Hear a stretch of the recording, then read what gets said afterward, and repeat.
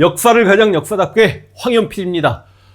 역사 유튜브 채널 압도적인 1등이죠. 그러다 보니까 역사 관련 서적이 나올 때 각 출판사에서 그 책에 대한 광고 문의가 옵니다. 그러나 저희 역사 바로잡기 연구소 역바연에서 나름 역사책들을 출간하기 때문에 저희 거 책도 이렇게 제대로 홍보를 못하고 있는 입장에서 이건 아닌 것 같다라고 해서 그 광고 문의를 정중하게 거절한단 말이죠.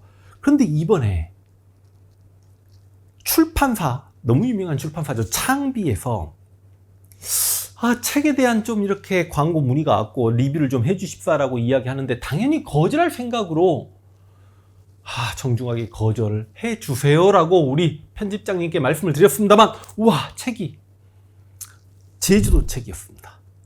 작가가 현기영 씨입니다. 어린 시절 순이 삼촌을 읽고 4.3의 아픔을 접했던 그 충격과 감동을 주었던 작가. 제가 거의 30년 만에 현기영 씨의 책을 다시 들여다보게 되나라는 생각과 더불어 이게 또 제주도의 역사를 다룬 소설이기 때문에 이거 한번 해보겠습니다. 그런데 또 고민하게 됐습니다. 와, 책이 3권이에요. 제가 그렇게 이 틈을 내가지고 3권의 책을 읽을 수 있을까? 근데 아마 다른 분들이 이 책을 보셔도 재밌겠지만 저는 유독 재밌게 읽었습니다. 왜냐하면 제가 제주도를 그만큼 안다라고 생각했지만 내가 모르는 역사적 사건들이 너무나 많았고 그러다 보니까 제가 알고 있는 역사적 지식들과 연결되어 갈 때 저는 희열을 느끼면서 굉장히 빠른 시간 내에 일주일에 3권을 다 읽었단 말이죠. 여러분, 제주도우다 3권입니다. 그러니까 보통 제주도 그러면 우리가 가슴 아픈 역사적 사건 4.3만을 기억합니다만 이 제주도우다에서 현기영 씨는 1권에서는 일제강점기의 제주도를 그렸습니다. 여러분, 일제강점기에 수탈 당하죠? 예를 들어서 제가 몰랐던 이런 내용들 보고 깜짝 놀랐습니다. 제주도 사람들이 아무래도 일본과 왕래가 잦습니다. 제주도 청년들이 일본에서 많은 돈을 벌어오기도 합니다. 오사카에서 제주도로 왔다 갔다 하는 배를 탔는데 그게 당연히 일본 배겠죠. 그래서 제주도민들이 야, 우리가 꼭 배싹을 일본 배에다 꼭 치러야 되냐, 우리 제주도가 운영하는 배가 있어도 되는 거 아니냐. 이걸 자주통항 운동이라고 하는데 이런 운동을 전개했지만 물론 실패하죠. 일제의 방해도 있었을 거고. 그런데 이제 그것 말고도 우리가 당연히 상식적으로 이해할 수 있는 태평양 전쟁 말기에 아무래도 제주도가 미군과 싸우는 일본군들 입장에서는 이게 할주로가 만들어져야 되고 비행기 경락고가 만들어지고 어찌 보면 일본의 군사기지화 되는 과정에서 이게 해방 직전에 제주도민들이 굉장히 많이 노역에 시달렸다. 그리고 당시 미국으로부터 그만큼 폭격도 많이 당했다. 그러다 보니까 오사카에서 제주도로 오는 그 배 안에 500여 명의 제주도민이 계셨지만 미국 비행기 폭격으로 인해 죽었다. 이런 역사적 사실들은 저도 잘 몰랐던 거거든요. 그래서 이제 일제강점기에 제주도를 읽어가면서 이제 뭔가 본격적인 제주도의 큰 사건을 향해 나가는 느낌입니다. 근데 이거는 그냥 1945년부터 48년까지 미군 전개 3년 동안의 제주도인데요. 이때 상당히 장난이 아닙니다. 그러니까 오히려 미군 전기부터 제주도는 혼란스럽게 시작합니다. 당시 북한 지역은 소련 군정이 들어와 있었기 때문에 남북한이 쪼개질 위기 상황에서 당시 미 군정과 경찰과 군인들은 제주도 사람들에게 너희 북한 편이야 남한 편이야 라고 물어보면 제주도 사람들은 우린 북한 사람도 아니고 남한 사람도 아니고 그냥 제주도 사람이다. 그래서 그 미군 정기에 굉장히 다양한 역사가, 남로당 이야기도 나오고 당연히 그렇겠죠. 그래서 제주도민들이 미국을 어떤 시각으로 바라보는지 그런 걸 알 수 있는 게 이제 2편입니다.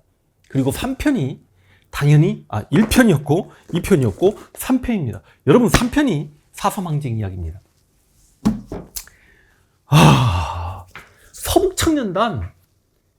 그러니까 서북청년단이 어떤 단체냐면 공산주의 체제하에서 깡패 건달들이 살고 먹고 살 게 없다 보니까 남쪽으로 많이 내려왔단 말이죠. 그 서북청년단 일부가 예를 들어서 이화룡이라든지 정팔이라든지 시라소니 이런 친구들이 서울 주목계의 절반을 장악할 정도였으니 굉장히 반공사상에 투철한 친구들입니다. 이 친구들을 제주도에 투입시켰는데 진짜 서북청년단의 행포는 너무너무 충격적이었습니다. 이게 제가 4.3에 대해서 강의하고 그러는 과정에서 서북청년단에 대해서 나름 찾아볼 만큼 찾아봤지만 이 소설책에서 서북청년단의 횡포는 어린아이를 정말 공 굴리듯이 그냥 차고 놀기도 하고요. 마을 사람들 죽이는데 서북청년단이 제주도에 900명이 투입됐단 말이죠. 마을 사람들을 죽이는데 그냥 총을 쏴서 고통 없이 죽여달라고 하는데도 일일이 칼로 찔러서 죽이고요. 오죽하면 할아버지에게 손자를 때려서 죽이기도 하고요. 참 너무 안타깝다. 그리고 너무 얄밉다. 그런데 이 소설을 통해서 서북청년단원이라고 모두 나쁜 사람은 아니구나.